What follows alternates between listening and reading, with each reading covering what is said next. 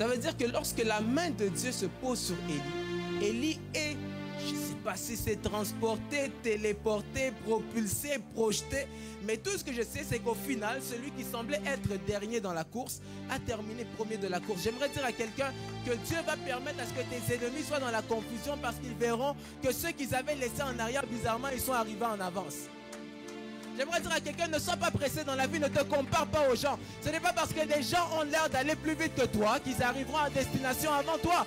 Est-ce que ça vous est déjà arrivé, vous tous qui conduisez? Il y a une voiture qui te dépasse, tu dis, ah! Et tout à coup, les deux, vous vous rencontrez au feu rouge. J'aimerais dire à quelqu'un, tous ceux qui vous donnent l'impression qu'ils vont plus vite, ne vont pas forcément plus vite. Ne cherche pas à courir à la vitesse des hommes, cherche à courir à la vitesse de Dieu. Cherche à ce que Dieu te permette d'aller selon sa vitesse, que Dieu te conduise selon sa vitesse. Si la vitesse de Dieu semble être lente pour les hommes, j'aimerais dire à quelqu'un que tu arriveras à destination avant les autres. J'aime beaucoup enseigner, donc lorsque je démarre, c'est difficile de m'arrêter. Mais je crois par la grâce de Dieu que ce soir, nous aurons beaucoup plus de temps pour prier. Alléluia. Quelqu'un peut dire avec moi, plus jamais dans la confusion. Regarde ton voisin, dis-lui, sors de la confusion. Regarde ton voisin, dis-lui, je suis sorti de la confusion. Et notre sous-thème ce soir est comment sortir de la confusion, 2 points, le prophétique. Quelqu'un peut dire avec moi le prophétique. Vous savez, le prophétique, c'est un terme qui est utilisé aujourd'hui, un terme très populaire. Et des fois, on a l'impression qu'il est utilisé à tort et à raison. Donc vraiment, des fois, on a l'impression que tout le monde utilise le terme et qu'on l'utilise même parfois pour rien. On va voir certaines personnes qui vont dire « Waouh, vraiment, c'était un foufou prophétique que j'ai mangé aujourd'hui. » Non, le prophétique ne s'attribue pas à tout. Quelqu'un peut dire avec moi le prophétique. Vous savez, lorsqu'on parle même du ministère de prophète, un prophète n'est pas seulement celui qui prophétise, mais le prophète est également celui qui, disons, est là pour activer un peuple prophétique. Ça veut dire que lorsque tu écoutes un prophète, le prophète peut ne pas forcément citer ton nom dans un message, mais ce n'est pas parce qu'il n'a pas cité ton nom que le message qu'il a donné ne te concerne pas. Quelqu'un me comprend un peu? Je vais le pousser un peu plus loin. Il faut adopter cette parole de la Bible qui dit que le royaume des cieux est forcé et c'est les violents qui s'en emparent. Il y a des moments, il y a des bénédictions qui sont là dans les airs, il faut être capable de les arracher. Et lorsqu'on parle du ministère de prophète, on parle également de personnes qui proclament des choses qui arrivent. Vous allez voir, lorsque Pharaon va croiser Moïse lors de la 9e plaie d'Égypte, à la fin, Pharaon dit à Moïse, « Je ne veux plus te voir, la prochaine fois que je te verrai, tu mourras. » Et Moïse dit, « Ne t'en fais pas, on ne se reverra plus. » Et effectivement, ils ne se sont plus revus car la dernière fois que Pharaon a vu Moïse, il a été englouti par les eaux. J'aimerais dire à quelqu'un que ce soir, tu sortiras de la confusion et ceux qui t'avaient vu avant d'entrer dans ce culte, lorsqu'ils te verront après, ils te verront comme étant quelqu'un de différent. C'est normal que tu ne me donnes pas un amen, je parlais à ton voisin. Lorsqu'on parle de prophète, on parle également de personnes qui sont capables de lire les temps et d'enseigner par rapport à ce qui se trouve dans le cœur de Dieu. Je crois que par l'enseignement de ce soir, je suis venu aider quelqu'un à monter et à mettre au monde ce qui dormait en lui. Quelqu'un peut dire l'enfantement. Hier, le pasteur Gaston en a parlé brièvement. Nous sommes au 9e jour et donc on parle également du chiffre 9 qui fait référence à l'enfantement. J'aimerais dire à quelqu'un que si tu veux enfanter au mois de septembre, qui est le 9e mois, c'est ce mois-ci que tu dois recevoir la semence. Et je crois que cette parole viendra semer quelque chose dans la vie de quelqu'un afin qu'en septembre, tu puisses être en mesure... Non. Tu ne vas pas accoucher en septembre. Il y a des personnes, vous allez enfanter, mais des choses prématurées, mais qui ne seront pas mal formées. Elles seront bien formées, mais elles sortiront en avance dans leur temps. Car le temps de Dieu ne se compte pas. Le temps de Dieu n'est pas le temps chronos, le temps de Dieu est le temps kéros. Le temps de Dieu, c'est ce temps qui est parfait. Quelqu'un peut dire parfait. Nous avons vu quelques définitions hier de la confusion et celle que nous avons retenue, c'est une situation embrouillé. Lorsqu'on dit plus jamais dans la confusion, il y a une chose qu'il faut comprendre et se rappeler, c'est que lorsque Dieu parle pour dire que vous ne serez plus jamais dans la confusion, c'est une promesse faite par Dieu. Quelqu'un peut dire une promesse. Dans des termes plus ecclésiastiques, donc dans des termes beaucoup plus dans les contextes de l'Église, on dirait que c'est une prophétie. Quelqu'un peut dire prophétie. Ça veut dire qu'il y a des choses qui nous permettent de sortir de la confusion, mais une des choses qui nous aide à sortir de la confusion, c'est le prophétique. Lorsqu'on parle du prophétique, vous allez voir avec moi que le prophétique, le mot prophétique, est composé de deux parties. Donc il y a la partie pro et à la fin il y a le tic. Donc en d'autres termes, il y a le préfixe pro, quelqu'un peut dire pro, et il y a le suffixe ik, quelqu'un peut dire ik. Lorsqu'on parle de pro, lorsqu'on parle de prophétie, on parle de quelque chose qui annonce l'avenir. On parle d'un message qui annonce l'avenir. Voilà pourquoi c'est important à ne pas confondre la prophétie avec la parole de connaissance et ni non plus avec la parole de sagesse. Parfois, certaines personnes reçoivent des paroles de connaissance et commencent déjà à sauter de joie alors qu'ils n'ont pas reçu encore de message. Quelqu'un me suit? Ils ont simplement reçu une parole et le problème lorsqu'on reçoit seulement une parole de connaissance, c'est que la parole de connaissance ne te dit ni ce qui va se passer, ni ce que tu dois faire pour que ça l'arrive. Quelqu'un me suit?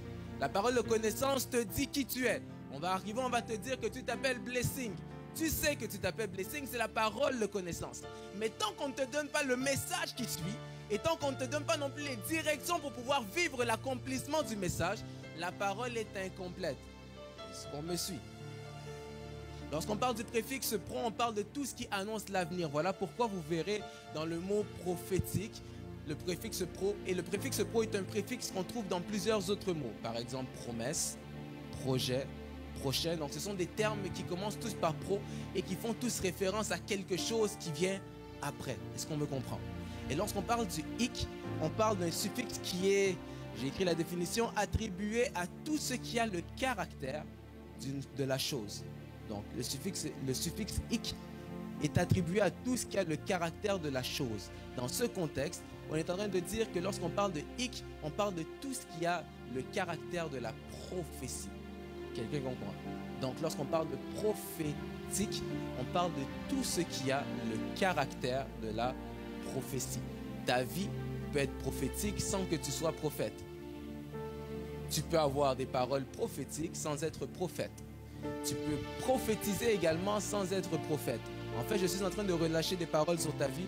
Toi qui se dis, je suis peut-être appelé dans un ministère pastoral, c'est une bonne chose. La grâce prophétique est quand même disponible pour nous tous.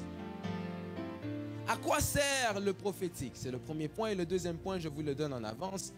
Donc le premier point, c'est à quoi sert le prophétique. Et le deuxième point, c'est comment fonctionne le prophétique. Et je vais aller vite et je vais essayer de parler lentement en allant vite pour me donner jusqu'à 20h35 maximum et nous allons prier. À quoi sert le prophétique? Lorsque vous regardez 1 Corinthiens 14, verset 3, on nous dit que la prophétie est là pour exhorter, consoler et édifier. Lorsqu'on parle d'exhorter, on parle d'encourager. Lorsqu'on parle de consoler, on parle de réconforter. Lorsqu'on parle d'édifier, on parle de construire. J'aimerais dire quelque chose d'entrée de jeu. La prophétie n'est pas là pour détruire les vies. La prophétie n'est pas là non plus pour détruire les familles. Il y a beaucoup de personnes par manque de sagesse qui utilisent le prophétique et le don de prophétie, mais tellement que la sagesse n'a pas accompagné l'onction. L'onction sans sagesse est meurtrière. Et donc, le manque de sagesse avec l'onction peut faire en sorte que nous allons détruire des vies et des familles. Mais je déclare dans le nom de Jésus qu'avec l'onction que nous avons et l'onction que nous recevrons, nous avons également la sagesse divine qui s'accompagnera de ces choses. Lorsqu'on parle de exhorter, consoler, édifier, édifier veut dire bâtir. Quelqu'un peut dire bâtir. Et bâtir, dans son étymologie grecque, veut dire oïk, se nomme oïk kodomio. Quelqu'un peut dire oïk kodomio. Je ne suis pas là pour donner des cours de grec. De toute façon, le grec n'emmène pas au ciel. Mais ce que je veux dire par oïk kodomio, c'est qu'on est en train d'expliquer que c'est un terme qui fait attrait à tout ce qui a pour objectif de bâtir. Quelqu'un peut dire bâtir.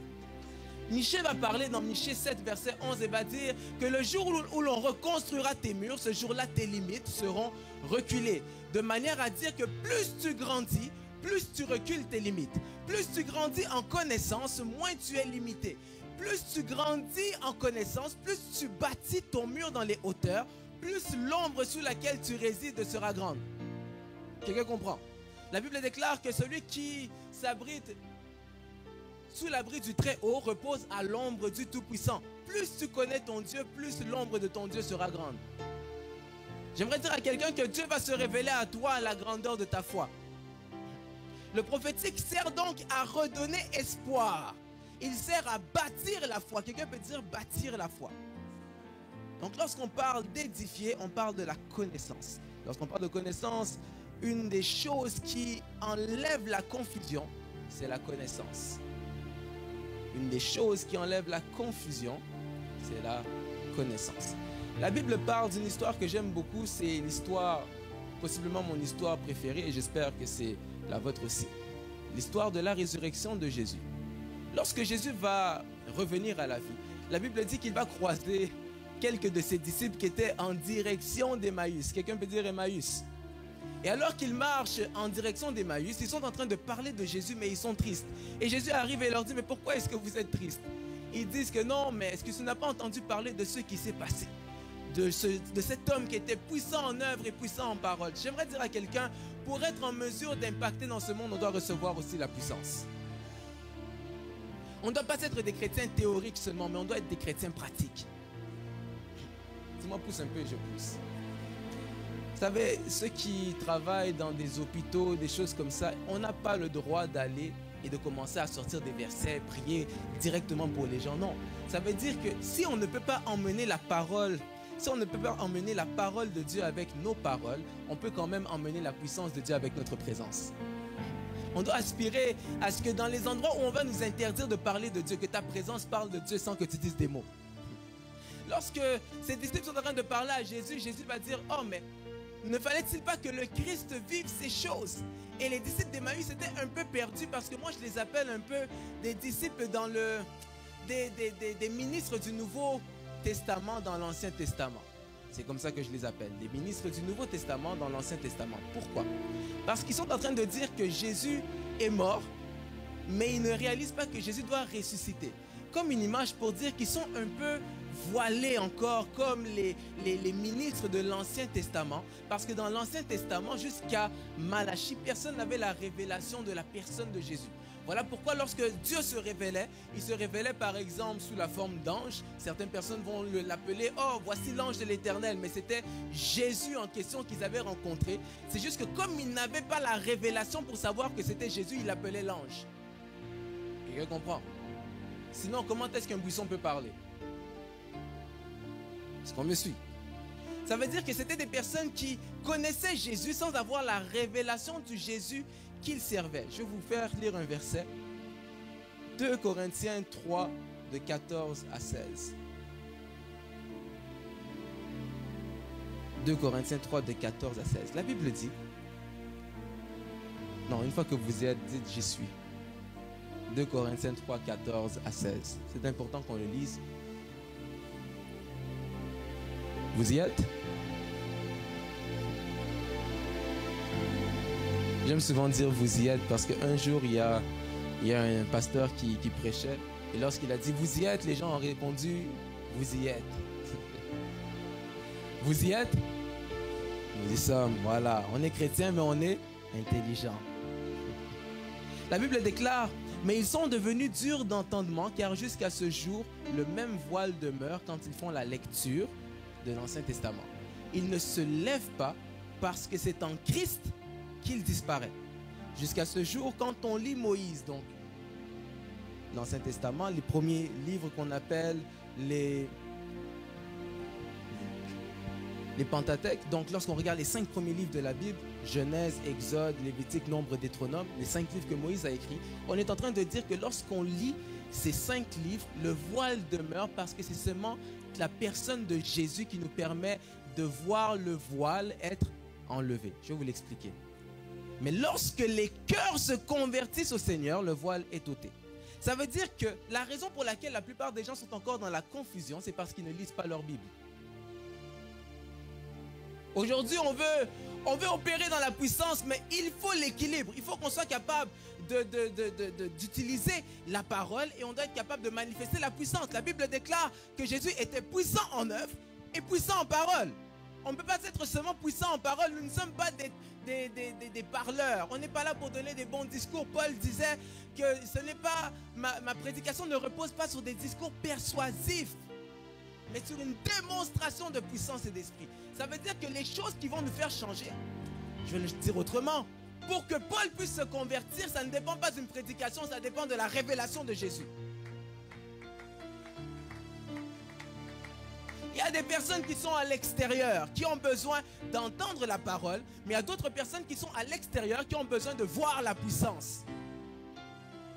Tant que tu lis la Bible sans avoir la révélation de la personne de Jésus, tu gardes un voile sur ton visage.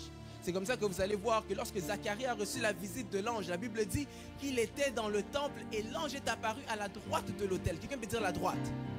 La droite, on n'est pas en train de dire qu'il était à droite et puis que Dieu était, la gauche était vide. Donc un peu pour vous expliquer, lorsqu'on parle de la droite spirituellement, on ne parle pas d'une position. On parle d'une position spirituelle qui est une position de force. Est-ce qu'on comprend? C'est comme ça que quand on dit que Jésus est assis à la droite du Père en train d'intercéder en notre faveur, c'est pas que Dieu est au milieu, Jésus à droite et le Saint-Esprit à gauche. Il est dans une position qui fait en sorte que tout ce qu'il va dire va s'accomplir. Et c'est ce que Zacharie n'avait pas compris lorsqu'il a vu l'ange apparaître à la droite de l'autel.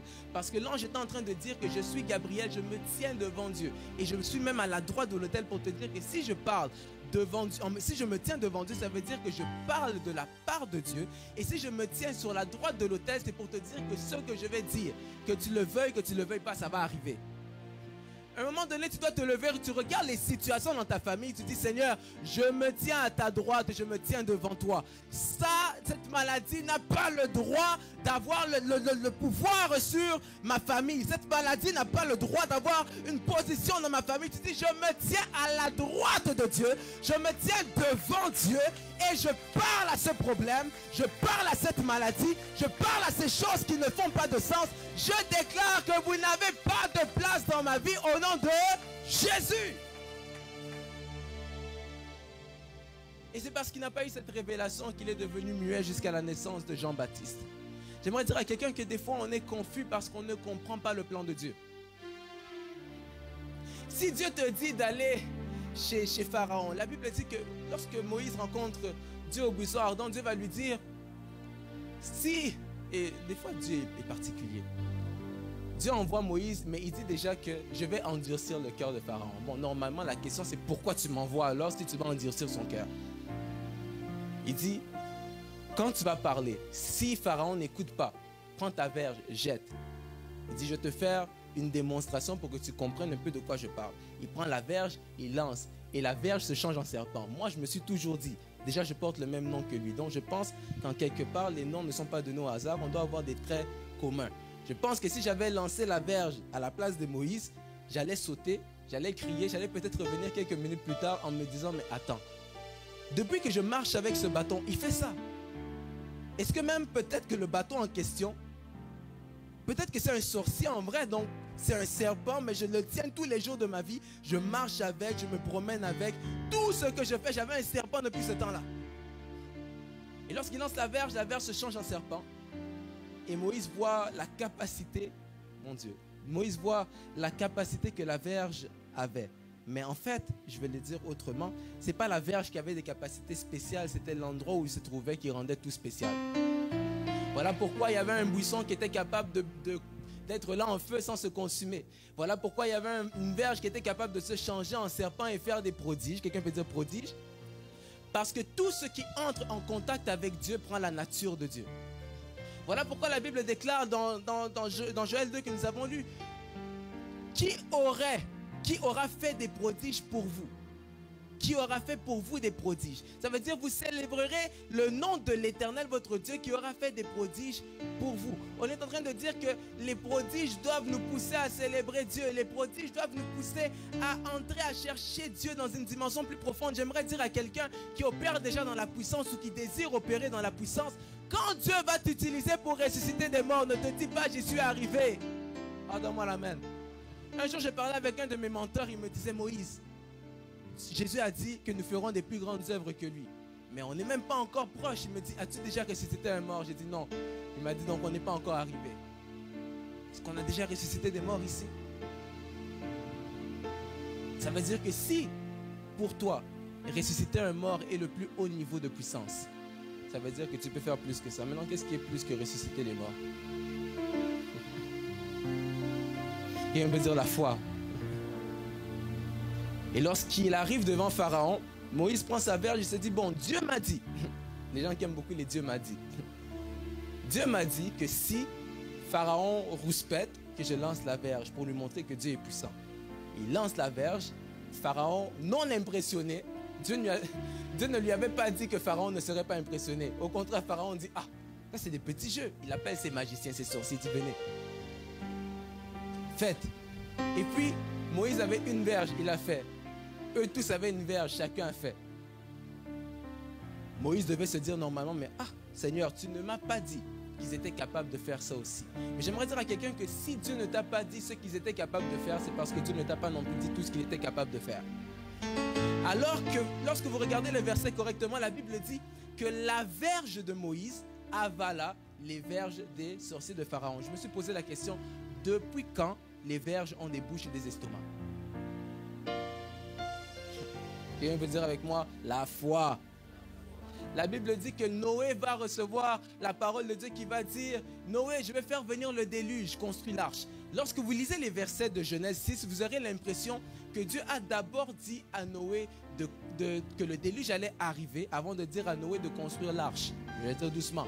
Si vous lisez Genèse 6, vous aurez l'impression que Dieu a d'abord dit à Noé, Noé, le déluge va venir, alors construis l'arche. Mais j'aimerais dire à quelqu'un que si Dieu te dit que le déluge va venir, c'est parce que Dieu a déjà en tête que tu dois construire l'arche. Je vais le dire autrement. Si tu as un problème, c'est parce que Dieu a déjà pourvu une solution. Dieu ne permet jamais à ce que tu puisses avoir des problèmes sans d'abord qu'il ait dans son esprit la solution à ton problème. Et la plus grande des solutions que nous avons, c'est Jésus. Quelqu'un peut dire Jésus. Solution universelle, une clé universelle. Jésus, quelqu'un peut dire Jésus. La Bible déclare que lorsque Dieu créa la terre, Dieu dit, au commencement, Dieu créa les cieux et la terre. Ça veut dire que Dieu a d'abord créé la destination finale avant de créer le chemin sur lequel il allait nous placer. C'est de là que je vous dis qu'à chaque fois que tu rencontres un problème, sache que Dieu a déjà donné la solution à ce problème. Habakkuk va dire, attends la prophétie et attends-la patiemment, car elle s'accomplira et elle s'accomplira certainement. Mais pour être en mesure de vivre la prophétie que tu attends, non pas seulement tu dois attendre, mais tu dois attendre au bon endroit. Oh, attends-moi l'amen. Tu ne dois pas seulement attendre au bon endroit, mais tu dois attendre au bon endroit en train de faire la bonne chose. Habakkuk dit, j'étais à mon poste et je veillais. Et j'étais là, j'attendais pour voir, mon Dieu. J'attendais pour voir ce que l'Éternel me dirait. Je vous pose une question. On entend avec les yeux ou avec les oreilles? Alors comment Habakkuk va dire qu'il attend pour voir ce que Dieu va dire? La foi vient de ce qu'on entend. Ce que j'aimerais dire à quelqu'un, c'est que la foi de Dieu n'est pas visuelle. La foi de Dieu n'est pas non plus vocale. Ou du moins, si la foi de Dieu est vocale, ton vocabulaire ou ta manière de structurer tes phrases va nous démontrer le type de foi que tu as. La foi ne se conjugue pas au passé. La foi ne se conjugue pas non plus au futur. La Bible dit en français, or la foi est une ferme assurance des choses qu'on espère, une démonstration de celles qu'on ne voit pas. En anglais, on dit now faith is. Ça veut dire que maintenant, la foi ce n'est pas hier, la foi ce n'est pas demain, la foi c'est maintenant. Quand tu dis que tu as la foi, tu vas dire que non, non, je ne le vois pas encore, mais je sais. On parle de l'enfantement, lorsqu'on parle du 9e mois, lorsqu'on dit que la foi est une ferme assurance des choses qu'on espère, une démonstration de celles qu'on ne voit pas. J'aime beaucoup utiliser la foi en parlant des femmes enceintes. Les femmes enceintes, chaque mois, elles voient le ventre qui grossit. Sans avoir jamais vu l'enfant en question qui est dans le ventre, elle a la certitude que ce qui est dans son ventre, ce n'est pas un chaton, c'est un enfant. C'est ça la foi. Tu ne l'as jamais vu, tu ne le sais pas. Tu sens seulement des choses qui kick. Mais tu ne sais même pas à quoi ça ressemble. Tu sais seulement que ton ventre grossit Et quand tu le vois grossir comme ça, tu dis que ça, je sais que c'est un enfant. Ça veut dire quoi? La foi, c'est la ferme assurance des choses qu'on espère. J'espère que c'est un enfant. Mais comme je ne le vois pas, en poussant le jour où les contractions vont arriver, je verrai ce que j'ai toujours cru que j'avais. J'aimerais dire à quelqu'un, quand tu es capable de pousser, tu es en train de commencer à enfanter ce que tu crois déjà avoir en toi. Jésus va dire, j'ai soif, emmenez-moi de l'eau. Lorsqu'on le perce, l'eau sort de Jésus. J'aimerais dire à quelqu'un que ce que tu cherches est déjà en toi. La deuxième des choses, comment fonctionne le prophétique?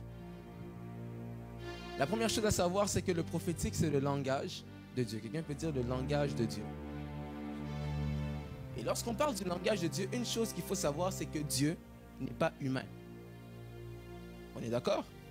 Dieu n'est pas humain. Comme Dieu n'est pas humain, Dieu n'a pas non plus le même langage que nous tous. Donc lorsqu'on parle du prophétique, on dit que c'est le langage de Dieu. Ça veut dire que Dieu, qui ne vit ni dans le passé, ni dans le présent, ni dans le futur, quand il parle à nos yeux, ça semble toujours être comme le futur. Et comme Dieu n'est pas humain, il n'a pas le même langage que nous. Il doit trouver une manière de faire en sorte que lorsqu'il parle, qu'on soit capable de comprendre ce qu'il dit. Lorsqu'il va parler à Jérémie, il va dire à Jérémie, Jérémie, que vois-tu?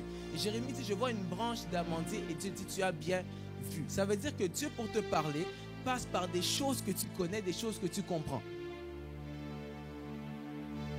Est-ce que je peux l'expliquer autrement? Nous tous qui voulons grandir dans la puissance, nous devons aussi grandir dans la connaissance. Parce que sinon, un jour, tu vas arriver comme ça, Dieu va te permettre, tu vas dire, Seigneur, je veux avoir des visions. D'où j'ouvre une parenthèse, les visions ne sont pas des dons. Les visions, ce sont des canaux. Les visions, c'est un canal par lequel Dieu passe pour parler. Ce n'est pas un don, c'est un canal. Le don, c'est ce que Dieu te donne comme message. Ça, c'est le don. Mais la façon dont Dieu te parle, ça, c'est un canal. Ça veut dire que lorsqu'on dit, voilà, tu vas prier, tu vas dire, Seigneur, je veux commencer à voir, je veux voir. Et Dieu un jour te permet d'avoir une vision et il te montre un drapeau. Le drapeau, tu le vois seulement, il est bleu, blanc, rouge. Tu vas dire, je vois le drapeau de la France. Sans savoir que la France, oui, c'est bleu, blanc, rouge comme ça. Mais il y a aussi le Pays-Bas qui a un drapeau bleu, blanc, rouge. Tu dois être capable, tu dois avoir la sagesse, la connaissance pour comprendre que le drapeau que tu as vu n'est pas celui de la France, mais des Pays-Bas. Sinon, un jour, tu vas donner une prophétie, tu vas dire, non, je vois le drapeau de la France.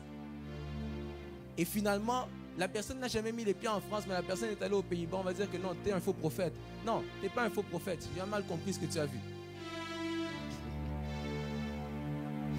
Est-ce qu'on me comprend? Et ce que j'aime avec ça, c'est que lorsque Dieu parle, Dieu s'assure toujours de faire en sorte que ce qu'il fera sera toujours spectaculaire. Il dit qu'il va endurcir le cœur de Pharaon pour faire éclater sa gloire. J'aimerais dire à quelqu'un que la gloire de Dieu va éclater dans ta vie. Et la gloire de Dieu doit éclater dans ta vie parce qu'un jour, il y a le peuple qui se plaint dans Malachie 3. Le peuple se plaint et se dit, mais non, mais moi, je ne comprends pas. C'est comme les personnes qui se disent des fois, Seigneur, je ne veux plus te servir, je ne veux plus prier, je ne veux plus jeûner, je n'irai plus à l'église, je ne veux plus me sacrifier pour toi parce que je te sers, mais ma vie n'avance pas. Je te sers, mais ma vie ne change pas. Je prie, mais les choses ne bougent pas. Et tu commences à abandonner parce que tu te dis que normalement, si tu sers Dieu, si tu crains Dieu, si tu aimes Dieu, les choses doivent aller de gloire en gloire. Mais tu as l'impression que depuis que tu sers Dieu, les choses vont de... Et un jour, Dieu va dire, bon, c'en est assez, j'ai entendu toutes vos plaintes, etc. Il dit, ok, regardez. J'ouvre un livre de souvenirs. Quelqu'un peut dire le livre de souvenirs. J'ouvre une parenthèse, lorsqu'on parle du livre de souvenirs, c'est que lorsque l'enlèvement de l'Église aura lieu, tous ceux qui seront enlevés ne vont pas passer par le trône blanc du jugement. Ils vont passer par le tribunal de Christ, qui est le tribunal de récompense. Ce tribunal-là, c'est que... Est-ce que vous avez bien compris ce que j'ai dit? Vous êtes sûr? Parce que j'aime expliquer pour que les gens comprennent, pas juste pour adoter. Je veux vraiment qu'ils comprennent. Ok. Lorsque l'enlèvement de l'Église aura lieu, parce que l'enlèvement est réel, c'est pas des blagues qu'on raconte comme ça, là, un bon jour comme ça, si nous ne faisons pas attention. On va être ici à l'église, des personnes sont là comme ça sur leur téléphone. Là, je ne parle pas de l'enfant. Yeah? Les gens sont là comme ça sur leur téléphone et puis toi, tu bailles. Ah! Quand tu ouvres les yeux comme ça, tout le monde a disparu. Le piano que tu entendais, tout à coup, c'est où? Tu te tournes comme ça, tu es seul. Oh, mais tout le monde est parti. L'enlèvement a eu lieu. L'enlèvement, ce sera vraiment... Lorsque le Seigneur me l'a montré, il m'a vraiment dit... ce sera vraiment comme un clin d'œil. Il m'a dit ça va se passer à la rapidité à laquelle tu fermes et tu ouvres tes yeux. Quand vous clignez des yeux, cette rapidité-là, c'est la rapidité à laquelle l'enlèvement aura lieu. Sans rentrer trop dans les choses de l'enlèvement. Donc lorsque l'enlèvement aura lieu, tous ceux qui seront restés vont faire face à la grande tribulation qui sera là. Par la suite, ils vont passer par le millénium s'ils ne meurent pas. Et puis s'ils ne prennent pas la marque de la bête, ou s'ils prennent la marque de la bête, ils vont se retrouver à la fin devant le trône blanc, qui est le trône de justice. Mais ceux qui seront enlevés n'auront pas à faire face au trône blanc, parce qu'en fait, une fois que tu es enlevé, c'est comme si tu as réussi la course. Quelqu'un comprend? Ça veut dire que ce jour-là, quand tu seras enlevé, parce que je sais que tu seras enlevé, donne-moi la même. Comme on sera enlevé, on va se retrouver dans les airs. Il y aura les noces de l'agneau. Et là, le Seigneur va ouvrir un livre. Quand il va ouvrir le livre de souvenirs, à l'intérieur, il y aura toutes les choses que tu as fait. Ça veut dire, tu as ouvert la porte à quelqu'un. Tu as rendu service à quelqu'un. On ne t'a pas dit merci, c'est pas grave. Dieu a noté que tu as fait une bonne action. Et ce jour-là, tu seras récompensé pour les actions que tu as faites, même si les gens ne t'ont pas dit merci. Ah, quelqu'un peut dire avec moi, j'aime Jésus. Donc lorsqu'on parle du livre de souvenirs, on parle de ce livre-là qui contient toutes les choses que nous avons faites. Et Dieu dit, je vais ouvrir un livre de souvenirs. Pourquoi? Parce que le problème, c'est que comme le peuple se plaignait en se disant, mais c'est quoi l'avantage de servir Dieu si au final les gens qui ne servent pas Dieu se marient quand même? Voilà pourquoi quand nous évangélisons, arrêtons de dire non, viens au Seigneur, les choses iront bien. Non, ce n'est pas forcément vrai. Il y a des gens, ils vont venir au Seigneur demain, après-demain, ils deviennent milliardaires. Il y en a d'autres, ils viennent au Seigneur, après-demain, ils deviennent pauvres. J'ouvre une petite parenthèse. Ne pensez pas que devenir pasteur veut dire automatiquement que tu auras l'argent. Il y a deux catégories de pasteurs. Il y a les pasteurs qui reçoivent l'argent, il y a les pasteurs qui dépensent l'argent. Okay? Ça veut dire que certaines personnes vont venir à Christ, mais il ne faut pas qu'on leur dise, il ne faut pas qu'on les vende Christ comme étant quelque chose qui va nous permettre d'améliorer notre séjour sur la terre. Mais lorsqu'on parle de Jésus, on évangélise, on est en train de parler du fait de sécuriser notre salut dans le ciel. Et là, Dieu va dire, d'accord, comme vous ne voyez pas la différence entre ceux qui me servent et ceux qui ne me servent pas, vous verrez la différence après mon retour. Quelqu'un peut dire, j'ai soif de Jésus. J'aimerais dire à quelqu'un que Dieu te connaît. Dieu se souvient de toi. N'aie pas l'impression que parce que ça va mal que Dieu t'a oublié. Dieu sait qui tu es. Les difficultés auxquelles tu fais face, comme je le disais hier, c'est simplement une ombre qui démontre que la lumière est présente, mais le diable essaye seulement de t'embrouiller. Quelqu'un peut dire avec moi l'intimité. Pour comprendre le langage de Dieu, il faut entrer plus profondément dans notre intimité avec Dieu. J'aimerais dire à quelqu'un que l'intimité propulse. En d'autres termes, les prières courent toujours plus vite. La Bible parle de l'histoire d'Élie et d'Akab. Lorsque le son de la pluie, le bruit de la pluie se fait entendre, la Bible dit que Élie va dire à Akab, prends tes chevaux, que veut dire chevaux. Il n'y a pas une recherche, on me dit que les chevaux peuvent courir entre 70 à 100 km/h. Quelqu'un peut dire 70. Bon, je pense que l'être humain peut courir peut-être jusqu'à 25 km/h environ. Bon, mais la Bible dit que Akab qui est parti avec ses chevaux est parti avant Élie, mais Élie est arrivé avant Akab. Une des choses qui nous permet d'être propulsés en avant lorsque nous vivons une vie d'intimité profonde avec Dieu, c'est ce qu'on appelle la main de Dieu. Quelqu'un peut dire avec moi la main de Dieu. Lorsqu'on parle de la main de Dieu, j'aimerais dire à quelqu'un qu'on ne parle pas de sa main directement comme ça, mais on parle d'une mythonymie. C'est une figure de style pour expliquer qu'on ne dit pas que non, que Dieu a sa main. Je vais donner un exemple plus simple. Lorsqu'un homme veut demander une femme en mariage, on dit qu'il a demandé la main de la femme. Ça ne veut pas dire qu'il a demandé au père, coupe la main de ta fille, je vais l'épouser. Ça veut dire que la main de la femme représente la femme. On comprend? Donc la main de Dieu représente Dieu. Lorsqu'on parle de « j'ai vu la main de Dieu », on parle « j'ai vu Dieu ». Quelqu'un comprend? Ça veut dire que lorsque la main de Dieu se pose sur Élie, Élie est, je ne sais pas si c'est transporté, téléporté, propulsé, projeté, mais tout ce que je sais, c'est qu'au final, celui qui semblait être dernier dans la course a terminé premier de la course. J'aimerais dire à quelqu'un que Dieu va permettre à ce que tes ennemis soient dans la confusion parce qu'ils verront que ceux qu'ils avaient laissés en arrière, bizarrement, ils sont arrivés en avance. J'aimerais dire à quelqu'un, ne sois pas pressé dans la vie, ne te compare pas aux gens. Ce n'est pas parce que des gens ont l'air d'aller plus vite que toi qu'ils arriveront à destination avant toi. Est-ce que ça vous est déjà arrivé, vous tous qui conduisez, tu as une voiture qui te dépasse, tu dis, ah, et tout à coup, les deux, vous vous rencontrez au feu rouge. J'aimerais dire à quelqu'un, tous ceux qui vous donnent l'impression qu'ils vont plus vite, ne vont pas forcément plus vite. Ne cherche pas à courir à la vitesse des hommes, cherche à courir à la vitesse de Dieu. Cherche à ce que Dieu te permette d'aller selon sa vitesse, que Dieu te conduise selon sa vitesse. Si la vitesse de Dieu semble être lente pour les hommes, j'aimerais dire à quelqu'un que tu arriveras à destination avant les autres. Oh, la Bible dit qu'un jour, Jésus est avec ses disciples et il va dire aux disciples, partez. Je me retire seul pour passer du temps avec Dieu. Et Jésus reste à la montagne et il prie. Quelqu'un peut dire, il prie. Il termine de prier et la Bible dit que bon, au milieu de la nuit, alors qu'il y avait une tempête sur les eaux, la barque était en train de sauter gauche-droite comme ça, et puis les disciples voient un homme sur les eaux et l'appellent fantôme. La question que je me suis posée, c'est, mais attends, déjà les disciples n'ont pas été sages quand ils sont partis, parce qu'ils n'ont pas réalisé qu'ils sont partis sans Jésus. La plus grande erreur que tu puisses faire dans ta vie, c'est partir quelque part sans Jésus. Deuxième chose, c'est alors qu'ils partent sans Jésus, ils rencontrent la tempête. Et bizarrement, alors qu'ils rencontrent la tempête, mais ils sont dans la barque, Jésus lui est tranquillement en train de marcher sur les eaux. J'aimerais dire à quelqu'un, si tu es venu avec les disciples et que les disciples étaient ton moyen de transport avec leur barque, j'aimerais dire à quelqu'un que lorsque tu te retires pour passer du temps dans la présence de Dieu, Dieu se charge de te pourvoir un moyen de transport. Dites-moi pousse et je pousse. Et ce qui est encore plus incroyable dans ça, c'est qu'alors que les disciples sont dans la barque, Jésus est à pied sur l'eau. J'aimerais dire à quelqu'un que si tu vois Jésus à pied sur les eaux et tu vois d'autres de tes frères dans la barque, sache que les eaux sont devenues plus sécuritaires que la barque.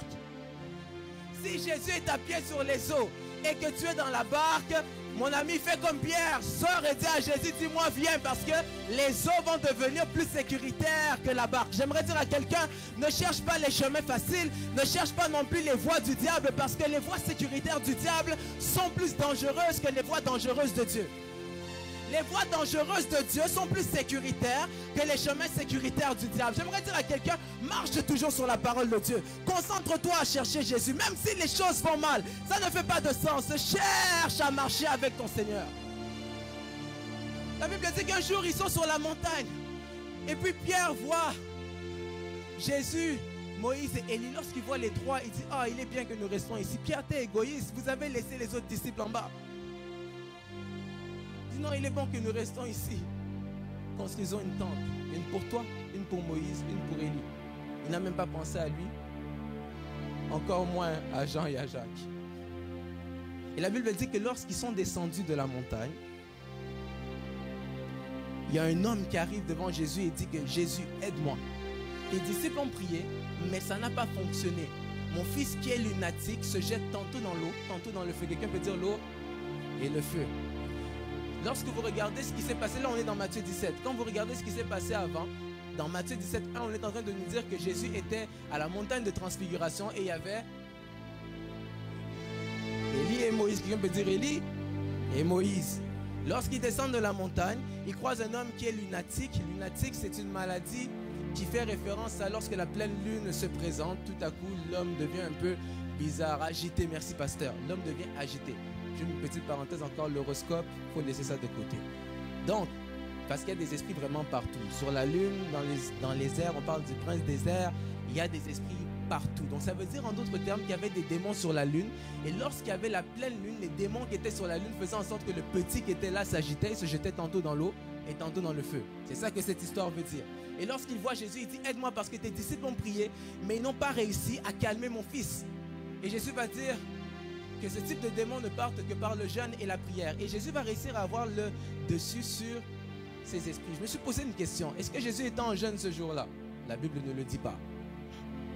Mais il y a une chose que la Bible dit, c'est que Moïse et Élie étaient sur la montagne de transfiguration avec Jésus.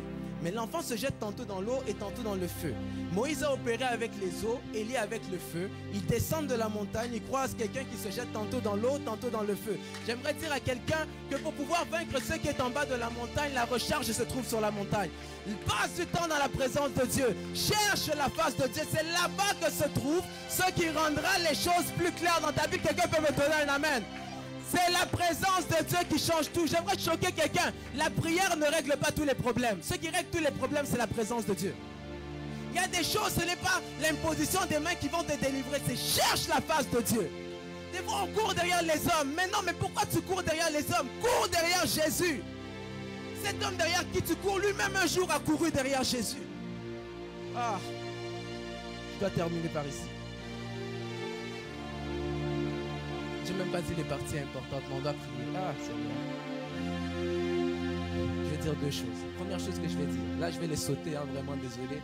Je vais vous les dire comme c'est écrit pour que vous les captez.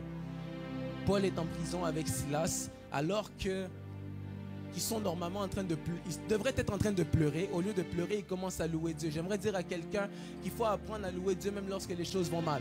Parce qu'il y a certaines solutions qui se trouvent dans la louange. Il y a certaines réponses qu'on n'obtient pas en faisant des prières de lamentation. Normalement, Paul et Silas devraient être en train de chanter des chansons du style Nami Tuni Zambe. Non, ils ont commencé à louer Dieu. J'aimerais dire à quelqu'un, ne te lamente pas tout le temps. Il y a des moments, loue Dieu, ça va mal. Loue Dieu, je vais choquer quelqu'un en disant quelque chose. Satan n'aime pas ton sourire. Quand tu souris, Satan se dit, mais pourquoi il sourit? J'ai tout fait pour que son sourire le quitte.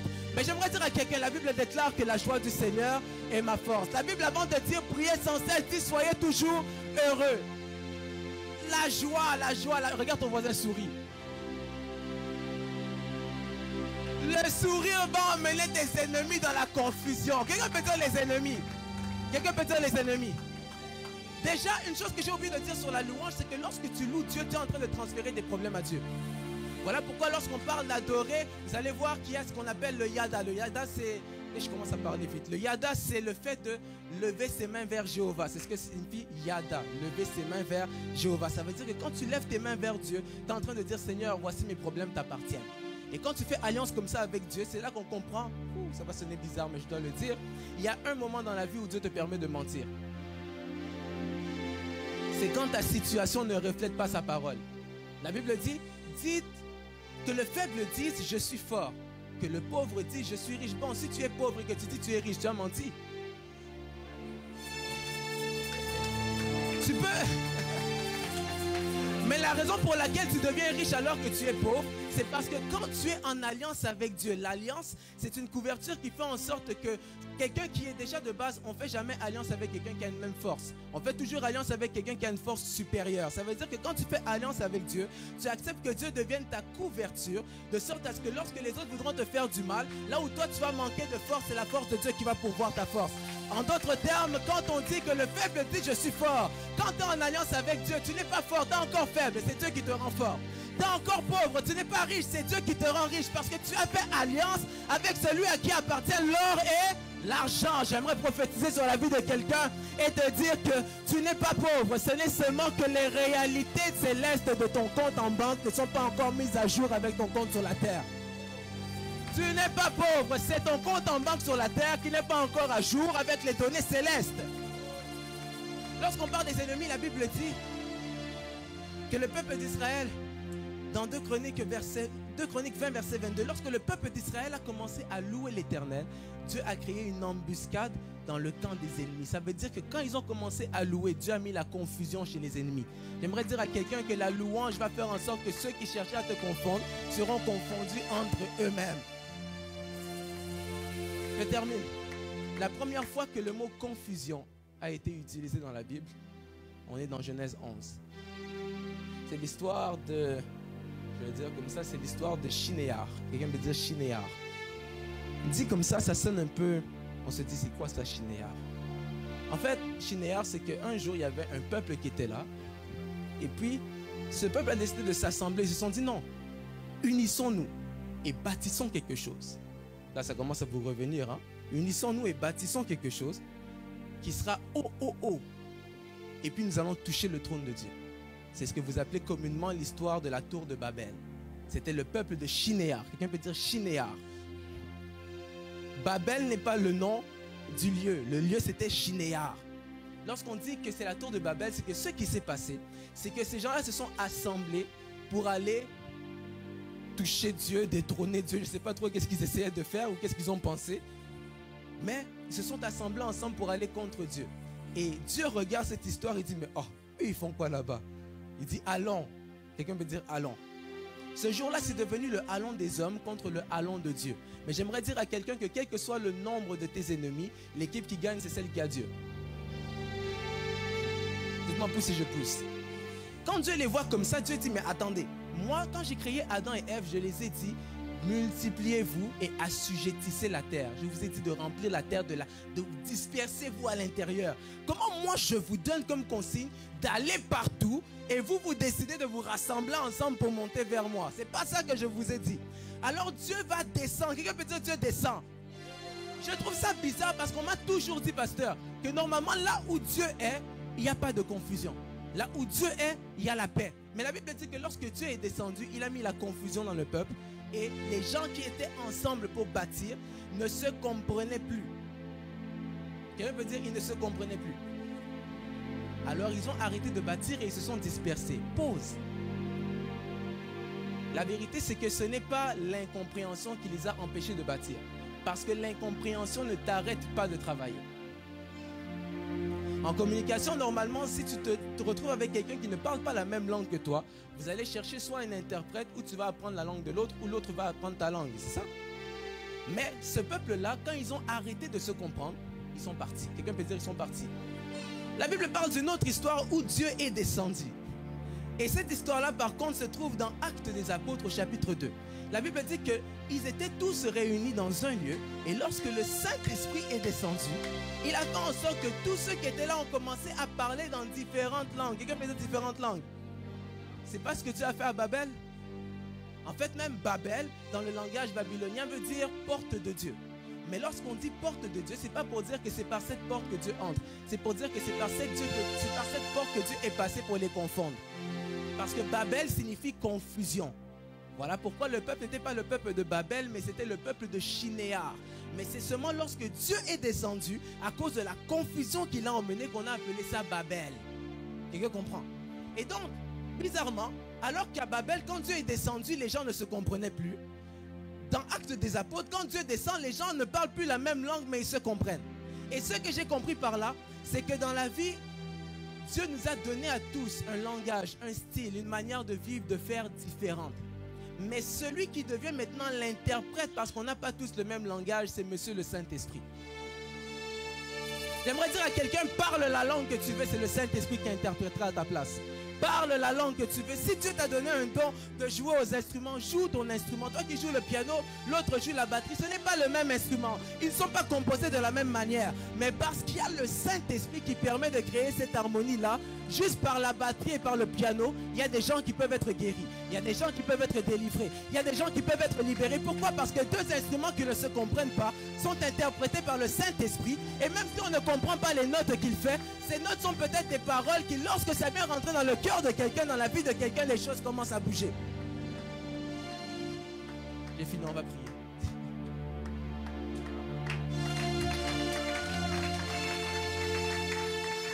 Peux-tu dire avec moi, Saint-Esprit, je te désire. Saint-Esprit, je te désire. Il y a une chose que je dois vous dire ici, parce que des fois on a l'impression que non, ça prend du temps pour démarrer. On n'est pas des vieilles voitures de 1990. Dès que tu vas, même aujourd'hui, il n'y a plus de clés que tu entres et que tu tournes. Tu mets ton pied sur le frein, tu appuies sur le bouton, ça démarre. Tu es capable de démarrer maintenant pour te connecter à Dieu. N'attends pas, ne te dis pas que non, ça va prendre 5-10 minutes. On n'a même pas 5-10 minutes. Il faut que tu te connectes maintenant. Sache que le Saint-Esprit est disponible. Connecte-toi maintenant. Connecte-toi maintenant. Dis-lui, Saint-Esprit, touche-moi. Saint-Esprit, touche-moi. Ce qui s'est passé à Babel, c'est qu'ils se sont tous réunis pour aller dans un seul lieu, mais Dieu voulait les disperser. Dieu ne cherche pas une église qui va se dire restons seulement ici. Mais Dieu nous appelle à aller gagner des âmes. Dieu nous appelle à aller faire de toutes les nations des disciples. J'aimerais vous dire quelque chose, l'église ne restera pas de cette grandeur. Cette église ne va pas rester de cette grandeur. Cherchons la face de Dieu et allons chercher les âmes à l'extérieur. Vous allez voir ce qui va se passer. Et j'aimerais même te dire ceci. À chaque fois que tu entres dans la ville d'Ottawa, tu vas voir, il y a un panneau, c'est écrit, nous sommes 1 million ici. Nous sommes 1 million, j'ai demandé au Saint-Esprit, est-ce que vraiment le 1 million là qui est écrit sur le panneau, est-ce que eux tous seront enlevés? Non. Il y a beaucoup de gens à l'extérieur qui ne connaissent pas Dieu. Allons les chercher. Mais pour ça, nous avons besoin du Saint-Esprit. Tu n'as pas besoin de te conformer au siècle présent. Lorsque tu vas aller les voir, même si tu ne parles pas comme eux, c'est le Saint-Esprit qui va toucher.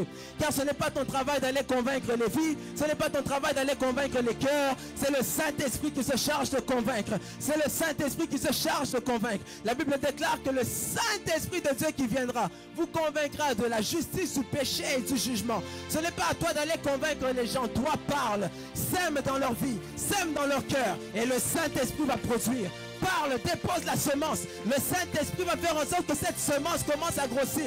Et un jour, eux-mêmes chercheront à pousser. Si tu as parlé de Dieu à quelqu'un aujourd'hui, la personne t'a bypassé, j'aimerais te dire, la parole a été semée. Si ce n'est pas demain, ce n'est pas après-demain, un jour, elle se rappellera de ce que tu lui auras dit. Un jour, il se rappellera que tu l'avais parlé. Un jour, il se rappellera lorsqu'il aura des situations que tu lui avais dit que je connais quelqu'un. Je connais un Dieu qui peut toutes choses. Je connais le Dieu des miracles. Je connais le Dieu des signes et des prodiges. La Bible déclare que lorsque Dieu fera des prodiges au milieu de vous, vous le célébrerez. On doit désirer les prodiges de Dieu. On doit désirer la puissance de Dieu. On doit désirer le feu. On doit désirer le feu. On doit désirer le feu. On doit désirer le feu. On doit désirer le feu. On doit désirer le feu. On doit désirer le feu.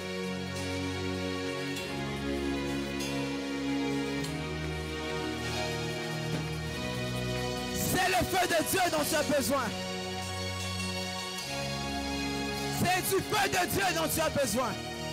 C'est du feu de Dieu dont tu as besoin.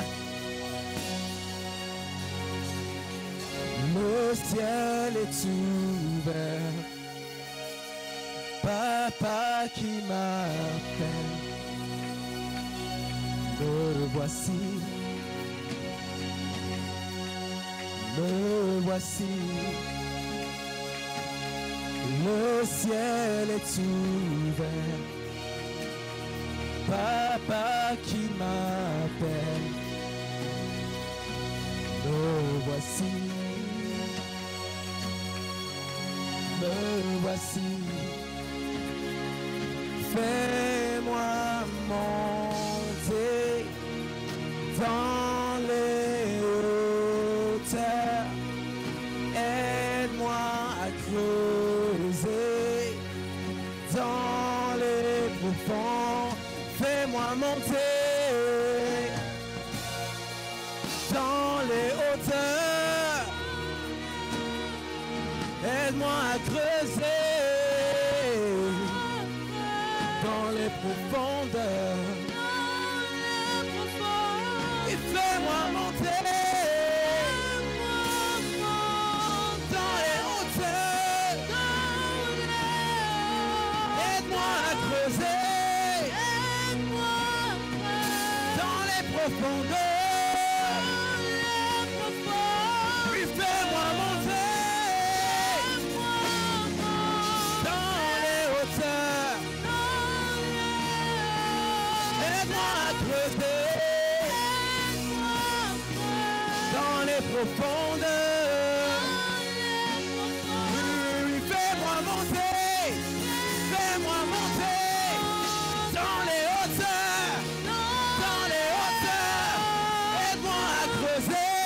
Aide-moi à creuser dans les profondeurs. Dans les profondeurs. Oui, fais-moi monter. Fais-moi monter dans les hauteurs. Dans les hauteurs. Aide-moi à creuser. Aide-moi à creuser dans les profondeurs. Dans les profondeurs.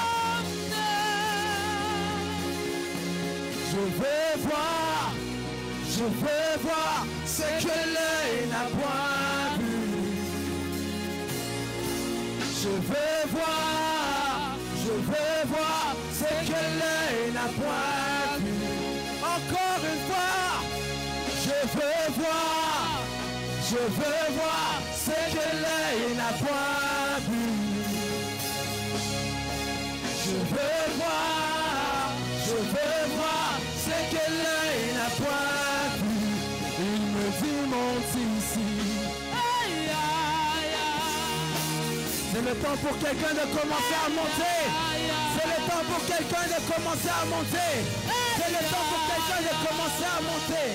C'est le temps pour quelqu'un de commencer à monter. Le Saint-Esprit est disponible pour tous. Le Saint-Esprit est disponible pour tous. Le Saint-Esprit est disponible pour tous. Le Saint-Esprit est disponible pour tous. Le Saint-Esprit est disponible pour tous.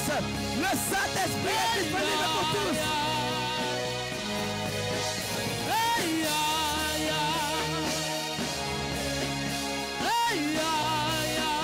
Papa, me voici.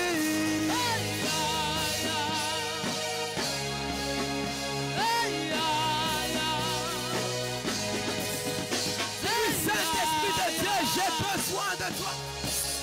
Saint-Esprit de Dieu, j'ai besoin de toi. Saint-Esprit de Dieu, j'ai besoin de toi. Saint-Esprit de Dieu, j'ai besoin de toi. Saint-Esprit de Dieu, j'ai besoin de toi. Saint-Esprit de Dieu, j'ai besoin de toi. Tu as peut-être une maladie, tu as peut-être un problème de santé quelconque. Le Saint-Esprit, Dieu libre est disponible. Dieu est disponible. Dieu est disponible. Dieu est disponible. Dieu est disponible. Dieu est disponible. Saint-Esprit, nous comptons sur toi. Saint-Esprit, nous comptons sur toi.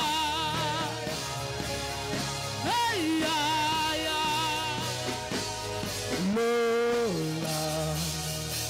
et pour moi, Lola, et pour moi, Lola, et pour moi,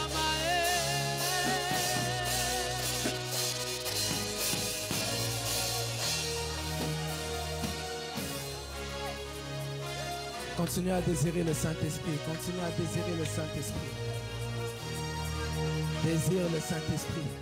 Dis-lui, j'ai besoin de ton feu. J'ai besoin de ton feu. Il y a trop d'âmes dans ma famille qui ont besoin d'entendre ta voix. Il y a trop de personnes, Saint-Esprit, qui sont dans la confusion. Mais c'est toi qui clarifies les choses. C'est toi qui rends les choses claires. Seigneur, quand tu dis que ton peuple ne sera plus jamais dans la confusion, c'est parce que c'est toi qui enlèves cette confusion.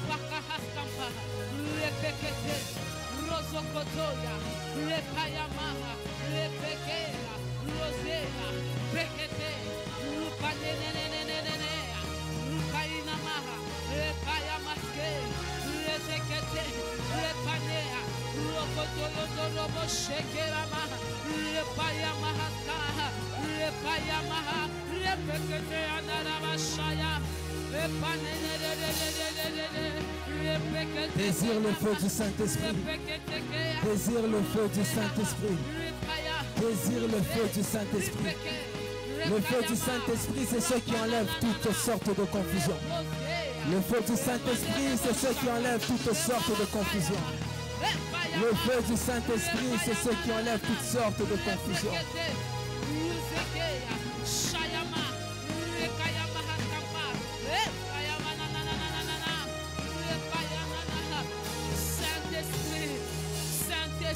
Désire le feu du Saint-Esprit. Désire le feu du Saint-Esprit. Continue à désirer le Saint-Esprit. Continue à désirer le Saint-Esprit. Esprit de Dieu. Esprit de Jésus. Esprit de Jésus. Esprit de Jésus. Tu seras équilibré. Tu seras équilibré. Tu seras équilibré. Tu seras équilibré. Tu seras équilibré. Tu seras équilibré. Tu seras équilibré. Tu seras équilibré. Tu seras équilibré. Tu seras équilibré. Tu seras équilibré. C'est le feu du Saint-Esprit qui fera toute la différence. C'est le feu du Saint-Esprit qui fera toute la différence.